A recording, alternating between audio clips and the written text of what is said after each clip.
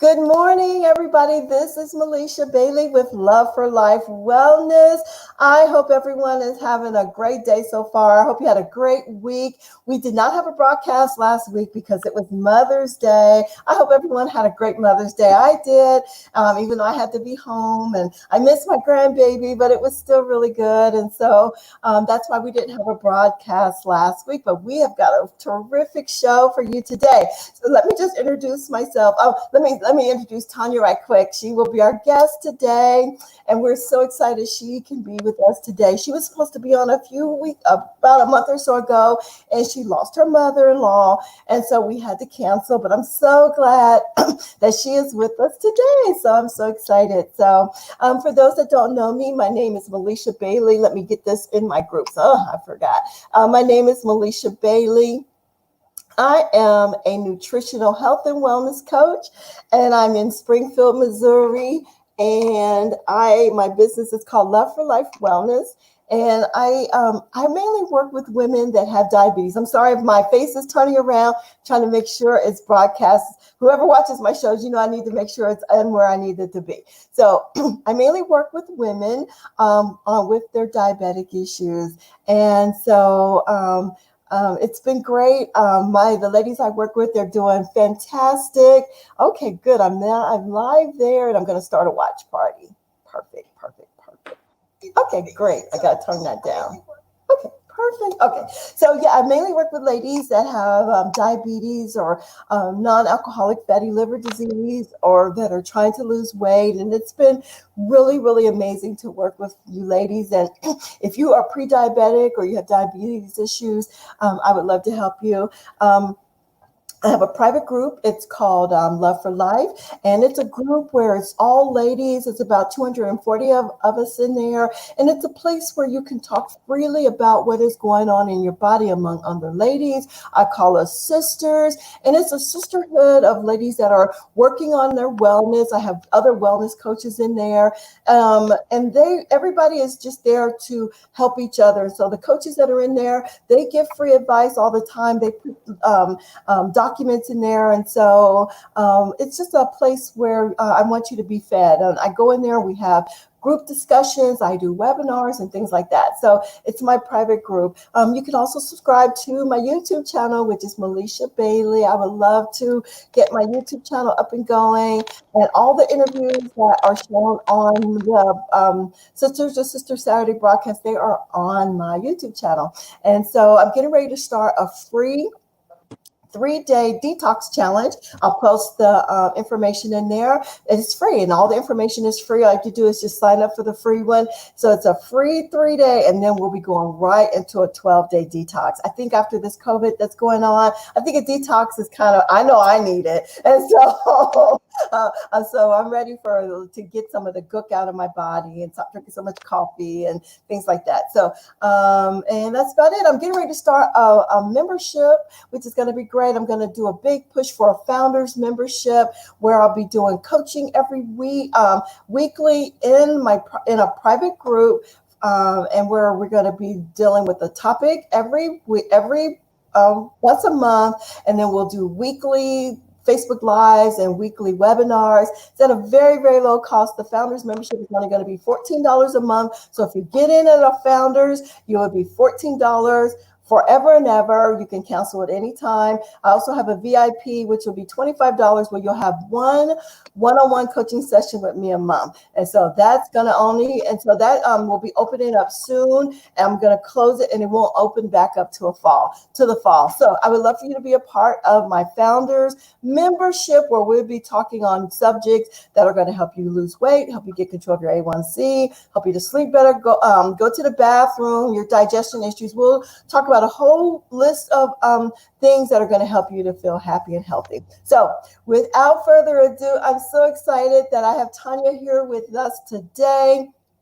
And just, Tanya, introduce yourself to the ladies in our group. I've got Alicia Ivy on today, and I've got Jennifer Cummings on today. And so anybody else that's coming on, I will say hello to you as you come on. And also, too, if you come on, if you've got some questions, please post your questions and I will feed them to Tanya so we can start a conversation. That's what this group is about. It's about having a conversation about the issues that we're dealing with. And that's why I have these experts on. I don't want everybody to hear from me. I want people to hear from other people. And so we've got experts from all across the country. And Tanya's from Canada. So we're excited to have you here.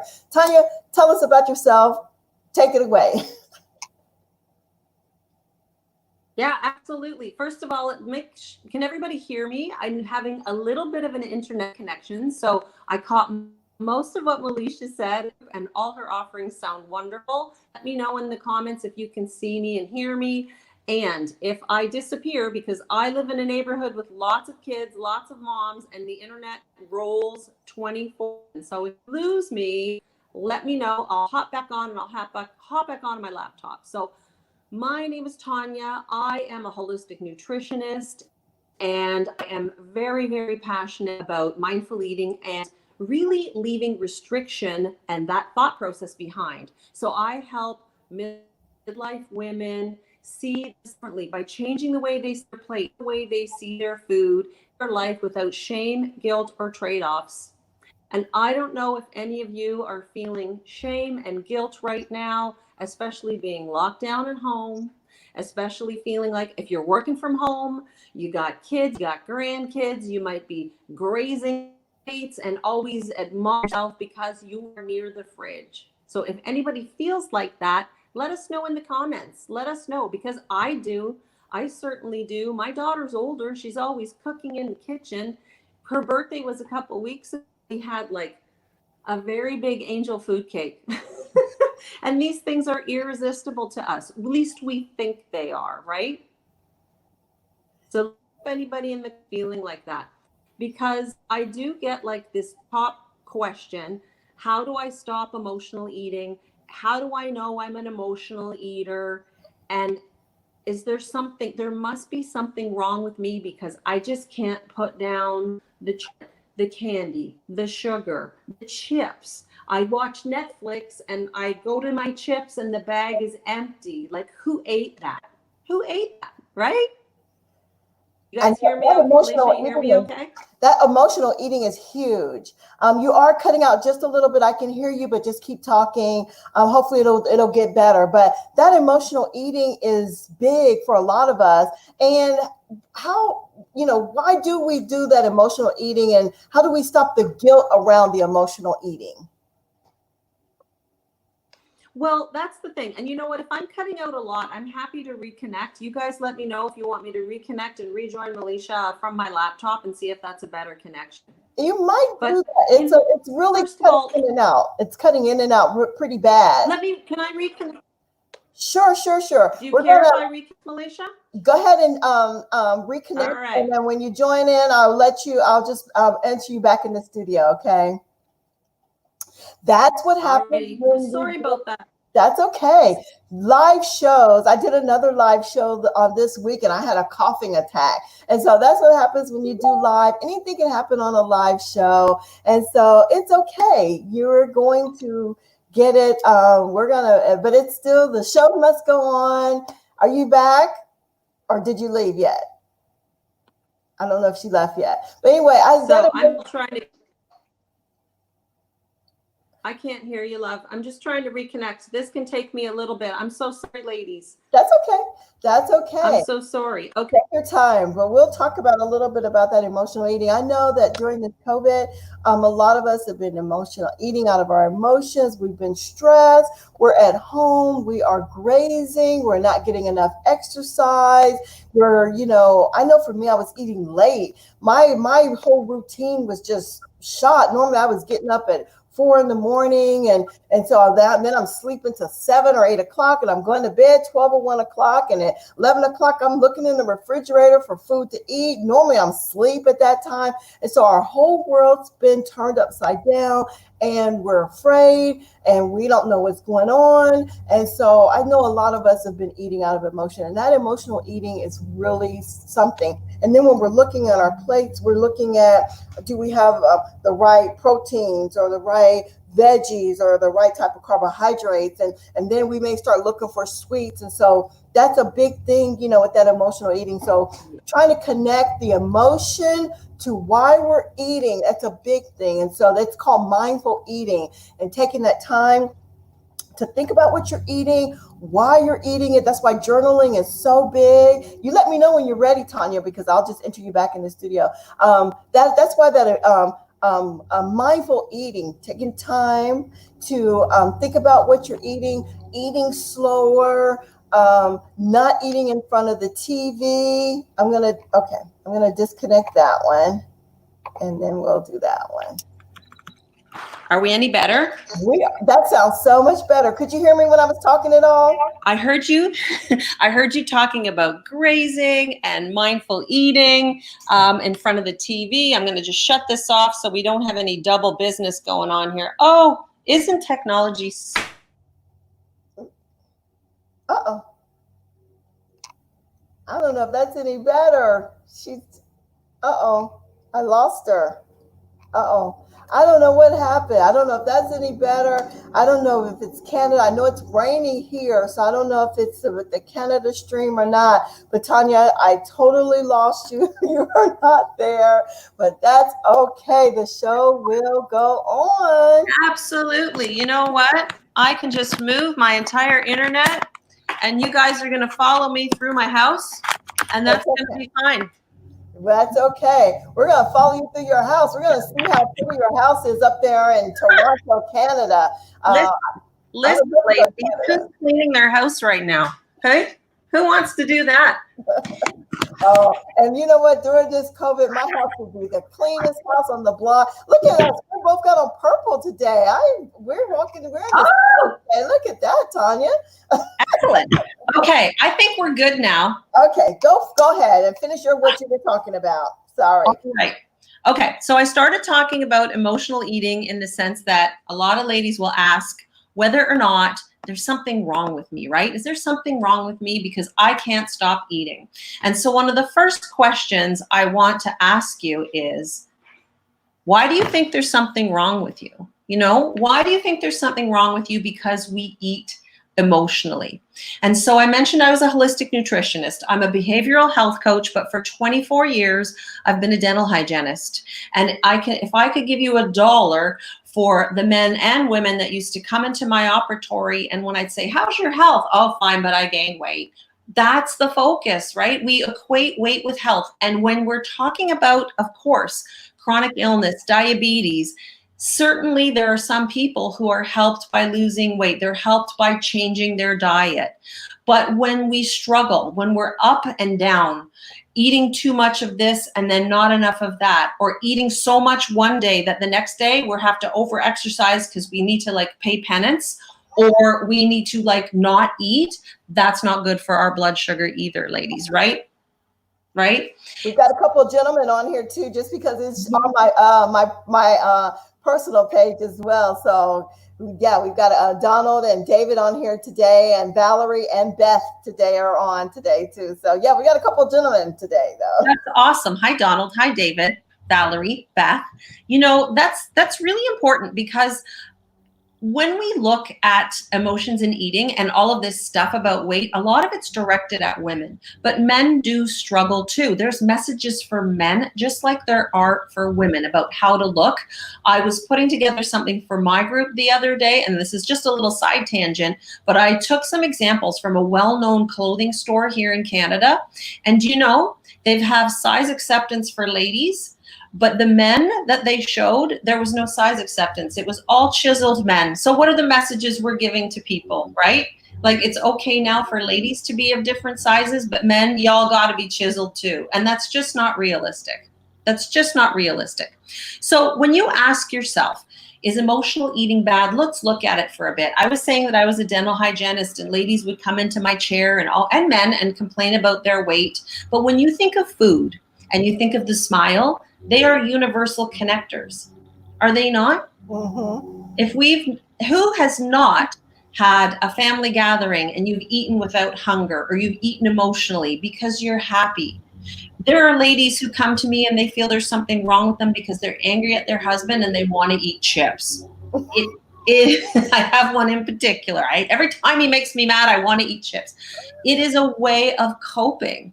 And, like you mentioned too, Militia, that here we are in like a time where when have we ever dealt with this before, this pandemic? Never.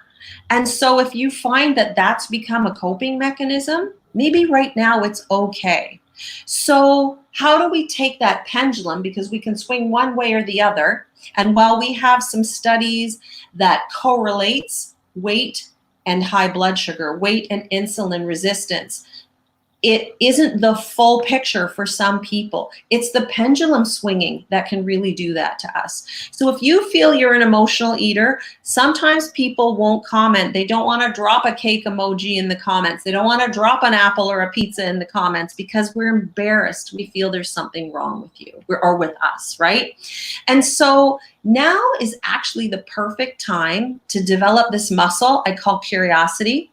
Along with all the other muscles we work on, we work on our fitness, we work on our mind muscle, but what about the curiosity muscle? So if you're stuck at home and you are grazing and you're eating without hunger, here's the time to stop and notice. And I do teach a 4-part approach. I have a whole guide I can give you guys for free. If you'd like it, let me know. I'll give it to Militia. She's welcome to send it. You can sign up for it.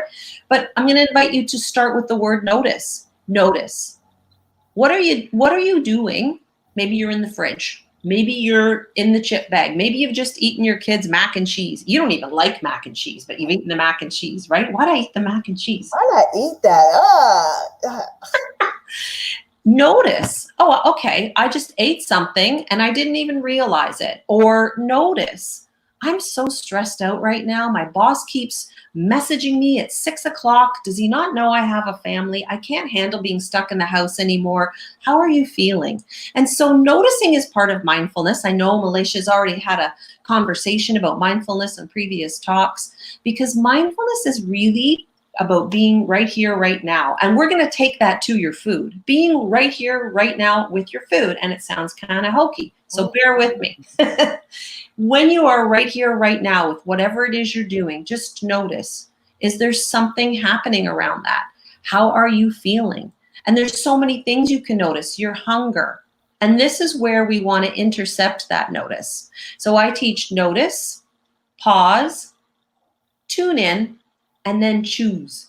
Because ultimately, we all want to make choices that serve ourselves, that serve our highest self, that serve our health. And we don't want to neglect the emotional, mental, and spiritual portion of our health. But if we don't notice what we're doing, if we don't become aware, how can we address anything? We can't change if we don't know, and we can't stay the same if we're not even aware of what we're doing. Maybe you're just fine the way you are. So when you're noticing that you have a craving, like I really need chips right now, think of where that might be coming from. I heard you mention water and hydration. Have you had enough water? Because that salt craving can come from trying to hold that water in the body. Have you been super stressed for days, months, weeks? 2 months right now, I think our global pandemic has really hit, right? Are you super stressed? Because in holistic nutrition circles, stress can make us crave salt. That is a favorite of mine. I got a 19-year-old who watches me with the salt shaker in the kitchen like a hawk. Mom, what are you doing? And I'm like, I love the salt. What if you crave chocolate? Maybe you're craving magnesium. Your body needs magnesium. So there's different reasons why we crave. It could be the environment we're in. If you're at a party, ladies, gentlemen, when you're at a party, a family gathering, you probably go and you're not hungry. But if everybody is eating something, nachos, sandwiches, beautiful salads, our plates are full, right? It's the environment. We get triggered by that. So there's many, many reasons for craving, but you just want to notice what's happening and what you want to bring to that. Another thing with mindfulness, curiosity and non-judgment. And this is where we can see ourselves through our plate. When we start judging what we're doing, how do you feel? How do you feel, Militia, when you judge what you're doing? I feel bad because I know I should and could do better. But then on the other hand, I'm like, I'm not going to judge myself because this is what I need for right now. And the goal is not to stay there, to eat what I want and move away and not feel guilty. I think that's when we feel that guilt. That's when we want to binge, and then we want to keep on. Well, I've already done it. I've messed up, so I'm just going to keep on eating it and doing. You know what I'm saying? Absolutely. So that's actually, it's got a few labels out there in the intuitive and mindful eating world, and it's called Last Supper eating. And that's fed by negative thoughts. So we do have what's called in research a negativity bias. And when our brain needs negative because our brain is here to keep us safe. And when we have something negative happen, how many of us have had a negative experience and you're never going to let that go? Even subconsciously, because you've been hurt, you can be hurt. So the brain is way more attracted to negativity, and it repels positivity because positive doesn't keep you safe. Mm-hmm. So when we get onto that, I shouldn't have had that. And you know what, the worst stuff, I shouldn't have had that because I hate my thighs. I shouldn't have had that because, and I say it, I hate the size of my butt. Well, we're just feeding that negativity. You're almost cementing that in your brain. And that does lead to Last Supper eating because we're feeling crappy about ourselves. We see ourselves through our plate. So you're eating the brownie, you're eating the biscuit, and you're saying, oh, I shouldn't be eating this. It's so good. I haven't had this in so long. I shouldn't be eating it, right? Food is delicious. Even, yes. Anybody out there have any questions? Because I see a lot of you are on. I mean, and she is talking good. So I talk a lot. But no, this is good stuff. So anybody got any questions or give some high fives, give some loves. If you can understand what she's talking about, if that's you, let us know. Go ahead, Tanya. I'm sorry. That's okay. No problem. Yes, you got to stop me, Militia, because I get right on it, especially with the Last Supper eating, because I've lived like that since I was 16. Mm-hmm. And how many of us have started Monday? It's okay. It's Saturday. We'll all start Monday, right? Oh my God. I know. And so we promise, I got to eat this ice cream now because I can't have it in the house and I'm never going to eat it again. Well, not for a long time. And it's like a lie. It really is a lie based on a belief system that the world tells us we need to fix who we are. And there are many reasons that maybe we want to be a different size. I have been all sizes. I've been small, and I ended up sick. I've been larger. And we all look at ourselves and our weight as something else. And so when we can look at all health behaviors, how are we sleeping? How are we having our water? How are our relationships and our friendships? At our age, I'm older than you, I think, hon, but at our age, we want things that fill us up. Right? And so we go to the food filling a hole that can't be filled with food. Does that make sense? It makes sense. And sometimes that what we're filling ourselves to could be a spiritual connection. We don't have any real spiritual connection. We don't feel connected. We may not feel connected to loved ones, or we have bad relationships, or our career's not good. I mean, there could be a whole gamut of things, but I think if we don't have that spiritual connection, that can feed us on the plate, what we eat on our plate as well, too. Yes, absolutely. In fact, there is a book called Mindful Eating, and it's by a doctor. Her name is Jan Chosen Bays, and she talks about all kinds of hunger, and spiritual hunger is definitely on the list. And when we think of spirituality, it's really connectedness. It's connectedness to self, it's connectedness to each other, and it's connectedness to the fact that we are part of something bigger. Mm-hmm. And so when we feel empty that way, we do look to fill, right? We look to fill. And we have other kinds of hungers. We have mind hunger. When the TV comes on and there's an ad, I don't know, tell me in the comments what ad you see that makes you want to eat something. And it doesn't have to be healthy. It doesn't have to be chicken. It can be M&Ms. It can be, chips, Cheetos, whatever, because you don't have to be embarrassed. But our mind remembers that taste and we think, we get tricked, right? Advertising. Oh, that looks good. I feel like eating some chips. And I hate those commercials when they come on. To me, they look disgusting. Like if I see the burger with all the cheese dripping with the bacon. To me, that looks disgusting. But to somebody else that is triggered by food, it's probably like their mouth will start salivating, and they get, it really can trigger that hunger. And so that mind hunger. So yeah, I wish a lot of these commercials would just go away. But for me, I think when I see I like cakes and sweets and stuff like that. Those kind of trigger me, like I have an aunt, she's always posting stuff on Facebook, homemade pound cakes and homemade this. Now that's a trigger for me because I like homemade cakes and pies and stuff like that, but yeah, that mind hunger, that the feelings from our ancestors or foods that we ate as a child, or it brings back a feeling or emotion that's attached to some of the foods that we've eaten. And even some of those commercials that we see, you may see a burger commercial and think about, oh, my parents used to take me to McDonald's when I was a kid and I was so happy. You know what I'm saying? Yeah, oh, I totally, because food connects us. It just connects us like in the present, but we're connected to food in the past. I can tell you lots of memories I have around food, and I still make some of my mom's recipes. And when we smell the food, even nose hunger, there's a thing called nose hunger. If you're walking by a bakery and they open the door and out pops that smell of fresh baked bread, or my daughter bakes cookies in the kitchen, that nose hunger pulls you in because you remember, like there's something about that cinnamony smell. Now I'm going to have everybody want cookies.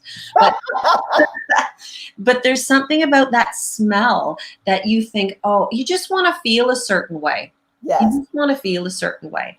And so we can have true cellular hunger too. Have we not ever had a beautiful salad made with all kinds of fixings? And maybe you've worked hard all day, you're a little bit thirsty, you get a little water before your meal, and you have that well-balanced salad, and your cells are like, yeah, this is going to taste good. Like there's all kinds of things that we can crave. All kinds of things. So when you feel that pull to say that the pound cake, and you feel like sinful, because food talks to us, right? Food's sinful, right? I'm addicted to food. I'm addicted to cake. But when you feel that pull, this is the next step. Pause. Take a deep breath. Take a breath and just think, okay. And you want to interrupt. You want to flip the thought, right? Mm-hmm. Which takes some practice, people. Takes some practice. So you want to think too, okay, I want the pound cake. And here is where we want to change what we're thinking about on our plate. I want the pound cake, but I shouldn't have it because I was so bad on the weekend and I'm such a failure at this stuff, right? We go down that rabbit hole. How about I want the pound cake? Okay, let's sit with that for a second. I want the pound cake. What am I feeling right now? Am I hungry? Do I feel that sensation of hunger? No, but I still want the pound cake. Okay, that's okay. You're a normal person. You're okay, Tanya. It's okay to want the pound cake.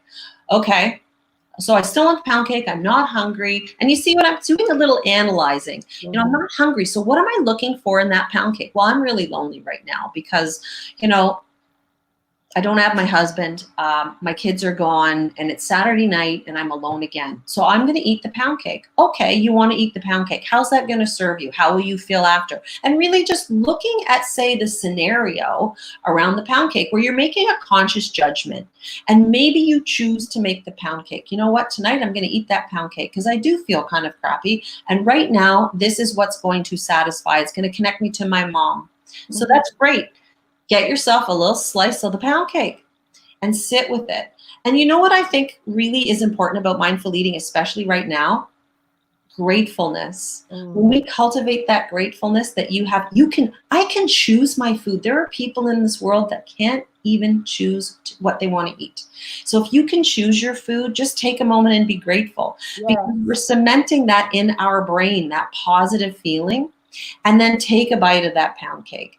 And mindful eating tells us to slow down, to chew our food, which helps our digestion, to be present.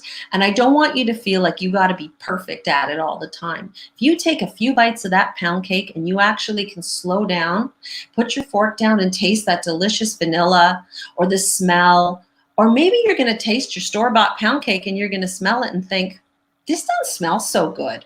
Because with mindful eating, if you start to use your senses, you smell the food, that starts your digestion. You get your digestive juices going in that mouth where we have salivary amylase, and it starts to work on starches. You get the body primed to receive food, because if you are stressed, your digestion is down, you're in this fight or flight mode, and we're not absorbing our nutrients, which I'm sure you talk about that too. And stress raises your blood sugar, right? Yes, it does. Yes. And we're here to keep that blood sugar happy, even. I just went to the doctor, and I'm not diabetic, but I think I've been a little stressed, and my blood sugar was just a little high, not dangerous high or anything like that. My doctor wasn't concerned, but I was concerned. I'm like thinking, why was my blood sugar? And I hadn't even equated it with the stress, but I bet that's probably it. Definitely. That's one of the mechanisms of survival, just like hunger. So when we're stressed, it's here. We have our hypothalamus, it's setting off our stress signals. And one of the things that comes up besides inflammation is blood sugar, because you got to run from the tiger, right? Yeah. And so take a moment and enjoy that food, smell it, taste it. You may actually decide that it's not what you want. And here's the next message that sometimes we have, well, I cut it, I can't waste it now. So we feed ourselves things that we don't even feel satisfied with because we can't waste it. And I get that, right? But maybe allowing ourselves to have the things we like, and maybe say no to the things that are in front of us that we don't really like. Maybe you did start that salad and you know what, like, this isn't cutting it. I'm really hungry. I need something with protein. I need more, something heavy. Give yourself permission to maybe put that salad away. I might have that later. It looks delicious, but I'm going to have something that satisfies me. Because when we're consciously satisfied, we feel fed. We register that we've been fed. I like that, consciously satisfied. A lot of times what I'll do, I always make a smoothie in the morning to make sure I'm getting my greens and my fruits that way. And a lot of times I'll make me a big salad with some vegetables. And so if I don't eat perfectly the rest of the day, I know I've at least fed my body good, nutritious foods, taking the time to mindfully eat. And then if I do indulge in something, I do take that pause and not want it. It doesn't become that pull like it was before, because when you feed, you tell me, when you feed your body good, nutritious foods, those cravings go away, that pull of that bad food, it doesn't take hold of you so much as it could be when your body is starving for nutrients and vitamins and nutrients. Yeah, absolutely. No, absolutely. Because that's biology. If we're not getting those nutrients, and this is where people get scared that they're going to be, if I let myself have cake, I'm never going to stop. Maybe you won't right away, because you've probably not had cake in a long time. And if you let yourself get extra hungry, your biology is saying, I got to get some sugar, like I got to get some energy in me quick. And so we're naturally driven to that. We're naturally driven to that. So you are totally correct. When we feed ourselves with the nutrients, that baseline of what we need, we do feel satiated. We can make rash decisions and conscious decisions around food. We're feeding our brain chemistry, and we're feeding our gut health too, because we have a gut that's connected to that brain, right? It's a mind-body connection, and I was just having this conversation with one of my clients this week about pausing, taking that time to mindfully think about what you're eating. And so it's really, the more I study, and it's that mind body. So we have to get control of our minds, and the body will follow. But the thing is, we talk about, don't have that guilt, and give yourself some grace, especially at this time, because I think if you pile on guilt, then you're going to just binge and go way to the other side. Absolutely. Yeah, absolutely. And same with deprivation. If we deprive ourselves way too much, then we are going to swing that pendulum to the other side. So when you are counseling your clients about eating and how they see their plate, how do you describe that? What is your description of how they see their plate? Is it the plate of what's on it, or the plate of not feeling guilty if you don't eat what you're supposed to eat? So it's a little bit of both, because it depends on the person. So if you're someone who eats or feels like you binge, or you have disordered eating because of too much restriction, Well, that's different than someone who eats without hunger and who is emotional. Mm-hmm. So different, but sometimes the same. So really, sometimes just looking at your plate and making sure that you're feeding yourself regularly and even competently. So allowing yourself to eat regularly if you've come from a diet place, allowing yourself, because that, and it may be different from what you teach, that I don't know if you teach that to balance blood sugar, Militia. Is that how you show your? Yeah, I do teach help my clients to balance their blood sugar, because we don't want those ups and downs of the blood sugar because it just wreaks havoc on your body. So yes. Right. So you're talking like, feed yourself at intervals rather than one meal a day or fasting. Yeah. Okay. Yeah, I thought so. Maybe some little bit of food combining if possible, you know. You got it. Yeah, protein, fat, and fiber. But maybe removing the whole food rules a little bit around your plate. So not trying to be perfect. Yeah. If you have a smoothie and you actually enjoy a little nut butter in there, or you want to put a couple chocolate chips on top just to give you that satisfaction factor, then you know what? If it's keeping your blood sugar balanced, then maybe that's okay for you. So really working with what you think about your plate too. So it's what you put on your plate and what you think about your plate. So if you're looking at your plate and you're thinking it's a bad plate, I am being naughty, I shouldn't be doing that, then what are you really feeding? You're feeding negativity. So a lot of it, when I say change the way you see your plate and change what you think of yourself, or change the way you see yourself, it's really flipping that thought process around food. Does that make sense? I know sometimes when I see plates and I don't see anything green on there and I see a bunch of gray or brown on there, I'm looking at that plate, I'm like, that's not a very nutritious plate. So I like to see a well-balanced plate where you have some type of protein, wherever your protein source is, and, some lots of greens, and some simple carbohydrates. To me, that's a balanced plate. And try not to eating too much. Well, and then what about people that, even though they're eating very healthy, but then they overeat, they eat too much. That swings the other direction as well too. They like, oh, it's healthy food. I'm not having any meat. I'm just got vegetables and maybe some, complex carbohydrate. Did I say simple carbohydrate? I didn't mean simple carbohydrate. I knew what you meant.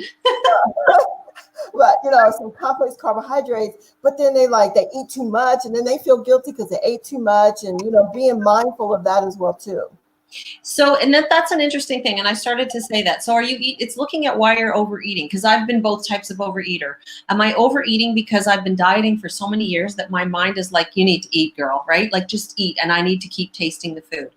Or am I eating reactively due to an emotion? And so one of my things is anxiety. And my coping mechanism through the years has been to eat. It calms the nervous system. And what Militia is saying too, if we aren't having our balanced plate, if we're not having our greens, if we're not having things that give us minerals, that nervous system where anxiety can obviously manifest itself, and in the gut, well, we're not feeding neurotransmitters with things that help us calm down too. We're not feeding ourselves with the base nutrients that, if they're missing, can fuel things like anxiety. And I'm not saying anxiety is caused all by food. I think there's so many multi-approaches to everything. But when we feed ourselves balanced and we still have that anxiety, well, then maybe there's something else going on that's looking into the thought processes. That's maybe, and this isn't medical advice, reaching out to somebody if you need help with the anxiety, especially in this time. Right. Absolutely. So give us, if you could give us like 3 to 5 tips of how to, I know that you said to notice, pause, tune in, and choice. And are those your 4 tips for us, or is that just basically how you see how we eat? Those can definitely be 4 tips. Notice, are you hungry? Are you not hungry? Because you want a piece of pound cake. Okay, I'm not hungry. All right, so let's pause. I'm not hungry. Or pause, I'm really hungry. I say I want pound cake, but is that going to make me feel good after? Do I need to really have a meal? And then if I'm still hungry and I want the pound cake, should I allow myself to have that? So when you pause, you're tuning in. You're going to pause, take 3 deep breaths. That's also going to help with any stress, because we don't want to eat stressed. You pause, you take 3 deep breaths, you tune in. Am I hungry? Am I not hungry? And so that's where your choice comes from. because you can decide, you know what, actually, I'm really hungry right now. I think if I eat pound cake, I'm going to feel kind of sick. I'm going to make myself a balanced meal. And then if I need pound cake, I'll address that after, right? What about those of, a lot of times people are not eating together. They're not eating at a table. They're eating in front of their TV or in front of their computer. And so a lot of times we're not paying attention to what's on our plate or what we're eating because we're distracted. I would say distracted eating. How does that affect, our thought process, our mindfulness, and how much we consume and what we consume? Oh, that's an excellent question. And so when we're on autopilot eating, and that could be another tip for you, just one meal a day or even your cup of coffee, to start practicing being with your food. Because when are we not working on our computer and having lunch or watching a show and maybe having dinner? We're not really paying attention to how much is going in, but we're also not allowing our brain to understand and connect with the fact that it's being fed. The brain does rely on signals. So if you haven't taken the time to actually position yourself and relax and enjoy, look at your meal as part of mindfulness. Look at your meal. Does it look beautiful? Does it look appealing? It gives your digestion time to turn on, because that does come from the brain. Satiety also comes from the brain, right? So when we enjoy, or we are registering that we're having a meal right now, we're not on the iPhone, the brain and the stomach feel fed. Wow, that's great. And I was thinking about, for those of us that pray over our food, that's a time to kind of think about our food, to reflect and give a moment, and not just dive into our food, but to have that thankfulness, that gratefulness. And that gives us that time to tune in and pause as well too. So that I just kind of thought of that. So Oh, I love that too, because in the beginning you mentioned spirituality, right? And so when we actually can take the time that somebody cooked this for us, somebody harvested this for us. This came from a country that's less fortunate than us. That really feeds our spirituality. it does. It does. It really does.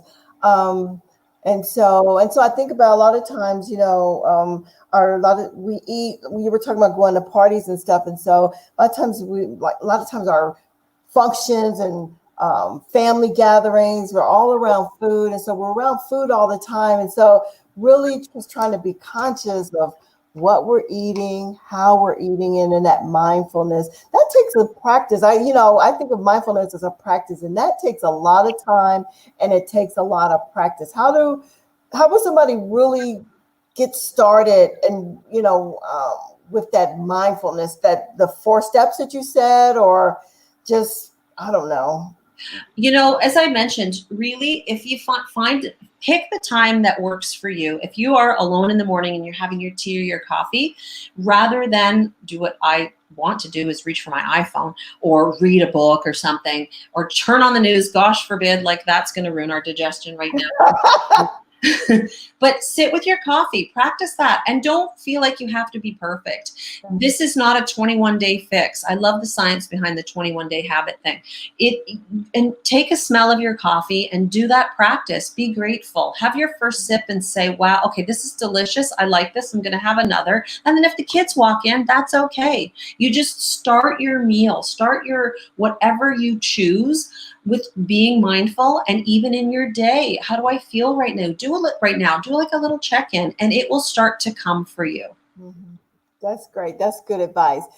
Anything else? Well, Tanya, she's given us a lot of things to talk about. I mean, I'm going to watch this show again, because I'm sure that I'm going to pick up a lot. And if you're watching this on replay, hit pound replay to let me know that you watched it in replay. This might be a broadcast that you're going to watch a couple of times, because she really packed a lot of information in there. I like that mind hunger and that nose hunger. And she gave us ways to be mindful eating, to notice what we're eating, to pause, tune in our choices that we're eating.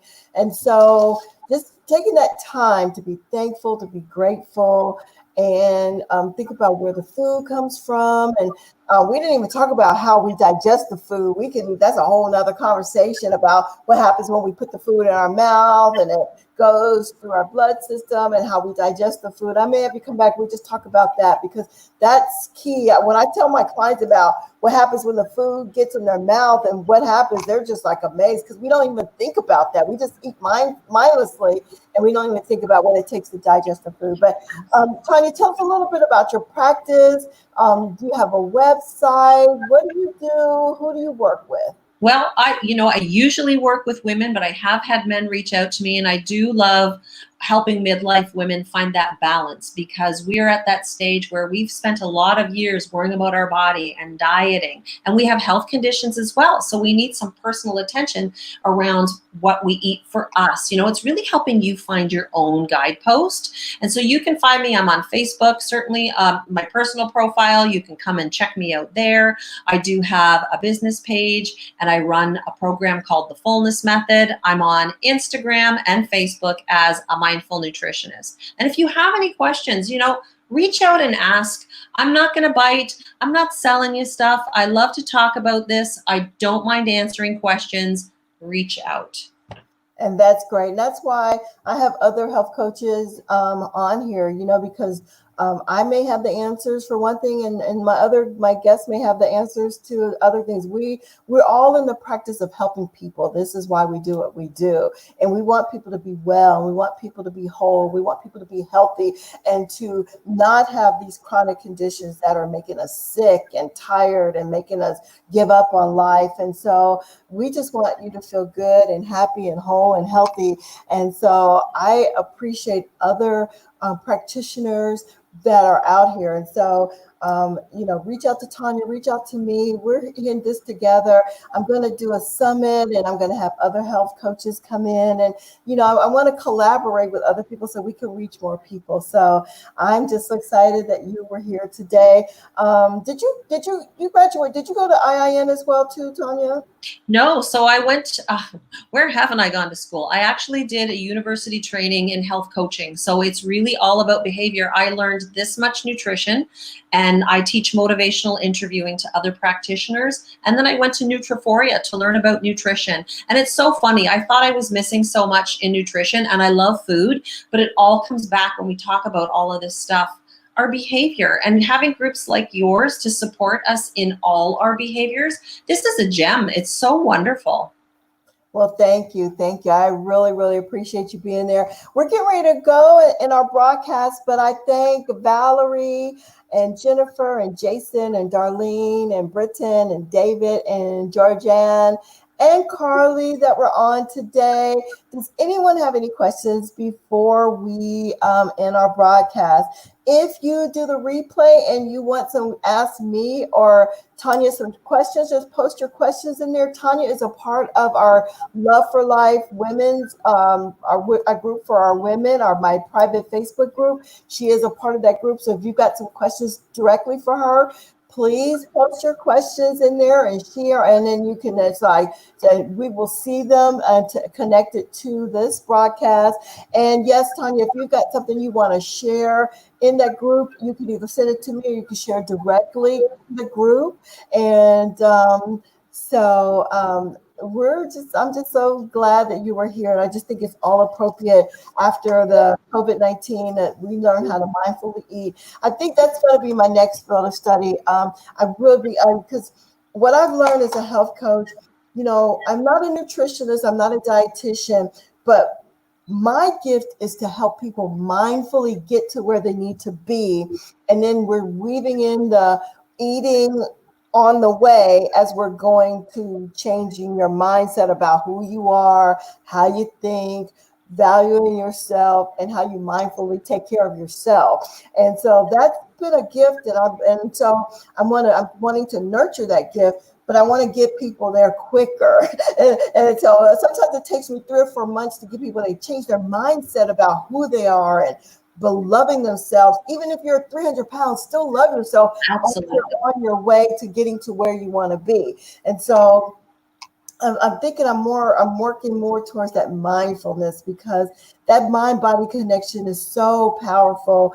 That's what we need if we're going to be healthy, mind, soul, body, and spirit. And I can see that embodies what you do as well too. I love how you put that, and I think you have one of the greatest gifts to give, because we can look up nutrition till the cows come home, right? But when you have someone like yourself, Malaysia, who can guide your people in ways of being and help and support them along the way, because it's scary to change. I think you have a wonderful gift, and thank you for having me in your group. It's lovely. Well, thank you for being here. Thank you for being here. Well, we are going to go, but I really appreciate Tanya being here, and we will be on next Saturday. I think might not be on Father's Day weekend, but I'm really consistently trying to make sure I have someone every Saturday. I like doing it on Saturdays because it's time for me, but I may even think about switching the times because I want to get more viewers on live, because the Saturdays are kind of hard, especially as the summertime is coming up. People want to be outside and fishing and boating and all that kind of stuff. But you can always watch it on replay, or you can go to my YouTube channel and watch it there as well. So we thank you, Tanya, for being here. You can check her out on Instagram. She's got I'll put her link in this broadcast, where you can contact her directly if you wish. But I thank you, everybody, for being here today. Have a blessed and wonderful day. Tanya, don't go away. I'm going to end this broadcast, but I just want to say thank you, everyone, for tuning in. Take care. God bless. Have a great week, and we'll see you in our Love for Life group this week. Take care. Bye-bye. Bye.